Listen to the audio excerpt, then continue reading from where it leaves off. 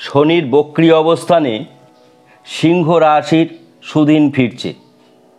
বন্ধুরা, আমরা শনির বক্রী অবস্থানে প্রত্যেক রাশির জাতক জাতিকারা কেমন থাকবে সেই নিয়ে বিস্তারে আলোচনা করছি।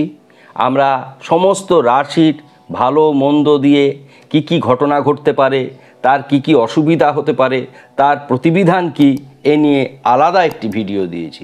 এরপরেও শর্ট ভিডিও দিচ্ছি যাতে মানুষ কোনো রকম সমস্যার মধ্যে না পড়ে। তারপরে প্রত্যেক রাশিভিত্তিক শনির এই বক্রী অবস্থানে কেমন যেতে পারে, কেননা দীর্ঘদিন এই বক্রী অবস্থানটা থাকবে। 30শে জুন সকাল 6টায় এই বক্রী অবস্থানে এসছে শনিদেব। 15ই নভেম্বর পর্যন্ত অর্থাৎ 139 দিন শনি পশ্চাৎগমনেই থাকবে। এই পশ্চাৎগমন অবস্থায় শনি যে দৃষ্টি প্রদান করে 3টি ঘরে পূর্ণ দৃষ্টি, সেটি বক্রদৃষ্টি হিসাবেই পরিচিত হবে। এবার আমরা যখন যে কোনো রাশির রাশিফল বিচার বিশ্লেষণ করি তার আগে সেই দিনের গ্রহের বিন্যাসটি বলে দিই, অর্থাৎ গোচর। প্রথমেই বলবো মঙ্গল স্বক্ষেত্রে রয়েছে, বৃহস্পতি বৃষ রাশিতে রয়েছে, রবি শুক্র মিথুনে রয়েছে, বুধ কর্কট রাশিতে রয়েছে, কেতু কন্যা রাশিতে রয়েছে, শনি পশ্চাৎগমনে কুম্ভ রাশিতে অর্থাৎ আনন্দক্ষেত্রে পূর্ব ভাদ্রপদ নক্ষত্রে রয়েছে, চন্দ্র রাহু এখানে গ্রহণ দোষ করে মীন রাশিতে রয়েছে। এটি গেল গ্রহের বিন্যাস।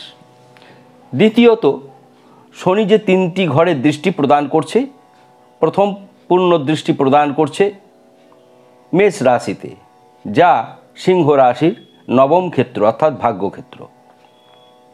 তারপরে দৃষ্টি প্রদান করছে লগ্নে, যা শনির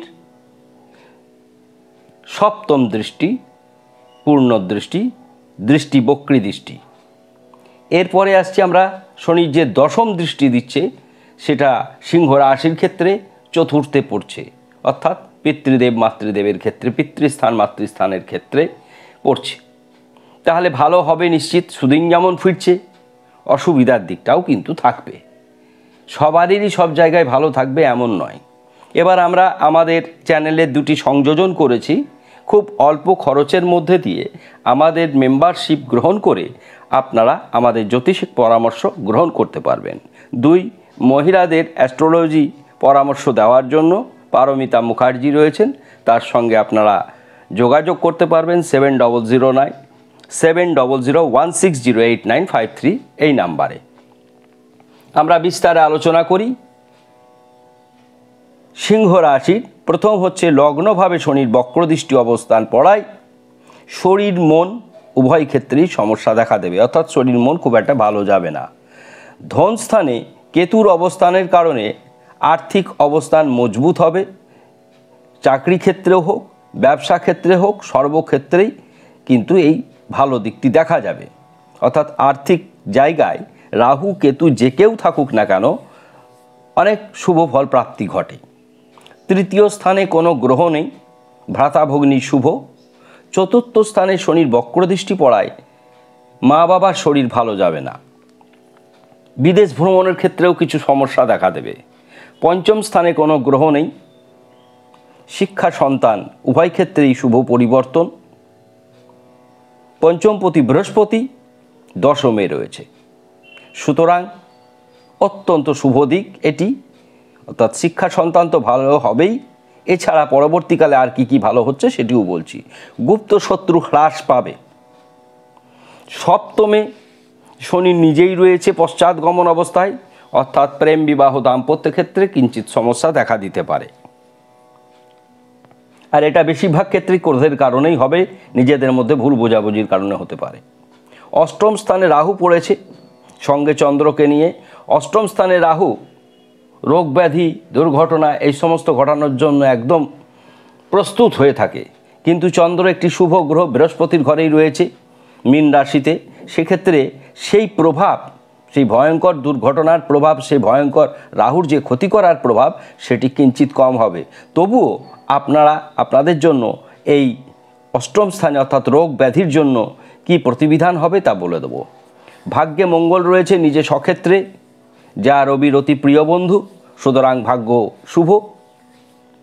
যদিও বক্রদৃষ্টি পড়েছে, এই বক্রদৃষ্টি ভাগ্যের ক্ষেত্রে ততটা ক্ষতিকারক হবে না।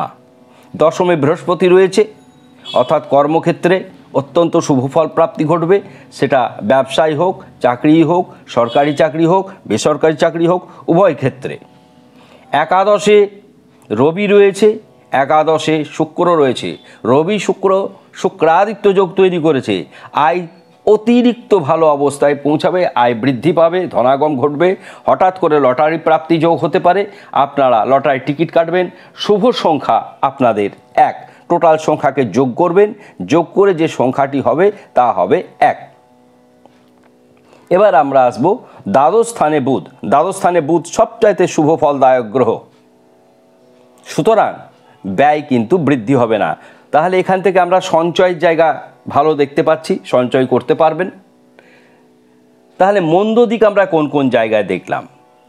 এখানে মন্দ দিকের মধ্যে শরীর মন ভালো যাবে না, মা বাবার শরীর ভালো যাবে না, প্রেম বিবাহ দাম্পত্যের ক্ষেত্রে কিছুটা সমস্যা দেখা দেবে। অষ্টমী চন্দ্র থাকার জন্যে কিন্তু রাহুর সেই ক্ষতি করার ক্ষমতাটা হবে না। কিন্তু চন্দ্র রাহু গ্রহণদোষ তৈরি করার জন্য আপনারা সাধারণত চন্দ্রদেবে বীজ মন্ত্র করবেন, ওং ঐং ক্লিং সময়। সিংহ রাশির জাতক জাতিকারা এবার কি করবেন?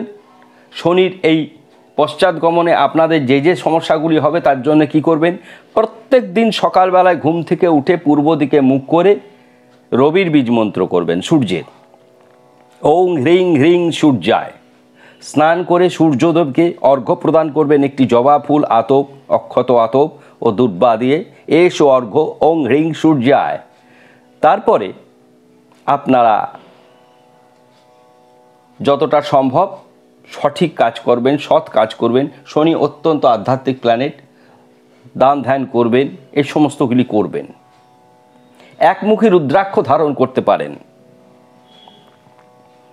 যাদের তা পড়ার ক্ষমতা নেই সেক্ষেত্রে আপনারা রবির জন্য বীজমন্ত্র প্রথম বললাম, রুদ্রাক্ষ বললাম, তামা পড়তে পারেন ধাতু হিসাবে। 4 নম্বর, রবিকে খুশি করার জন্য আরেকটি ভালো জিনিস রয়েছে, তার নাম হচ্ছে টার্মোলিন ব্রেসলেট। সেটিকে পুজো করে, নামগোত্র দিয়ে পুজো করে, যেখানে হোম যাগযজ্ঞ হয় সেখানে নামগোত্র দিয়ে পুজো মানে কোনো মন্দিরে নিয়ে গেলেন, একটু পুজো করে দেওয়া হলো গায়ত্রী মন্ত্র দিয়ে, এরকমভাবে রত্নের প্রাণ প্রতিষ্ঠাও হয় না, কিছু হয় না। তাতে একটি যা জিনিসটার দাম কেনা পড়বে ঠিক সেই পরিমাণই খরচ হবে, অর্থাৎ জিনিসটি তৈরি করতে। আপনারা এ বিষয়ে যদি কোনো পরামর্শ গ্রহণ করেন আমাকে হোয়াটসঅ্যাপ করবেন 7001608953 নাম্বারে, বা কল করতে পারবেন। আইনি কোনো জটিলতা দেখা দেবে না, বিপরীত লিঙ্গ থেকে কোনো সমস্যা হওয়ার সম্ভাবনা নেই, ঋণ বৃদ্ধি হওয়ার কোনো ঘটনা ঘটবে না, বরঞ্চ ঋণ পরিশোধ হওয়ার সম্ভাবনা রয়েছে। সমস্ত বিষয় নিয়ে শনির পশ্চাৎগমনে 15 নভেম্বর পর্যন্ত আপনাদের শনি দ্বারা কোনো ক্ষতি হতে পারে, আর হলেও কি হবে বিস্তারে আমরা আলোচনা করলাম, এবং নিখুঁতভাবে আমরা গর্বের সঙ্গে বলতে পারি, বাজি ধরে এত সুন্দরভাবে এক্সপ্লেইন করে কোনো অনুষ্ঠান, কোনো চ্যানেল বলেনি। আপনারা আমাদের চ্যানেলকে ভালোবেসে সাবস্ক্রাইব করবেন, অনুষ্ঠান ভালো লাগলে শেয়ার করবেন, মন্তব্য করতে ভুলবেন না। সকলে ভালো থাকুন, ধন্যবাদ।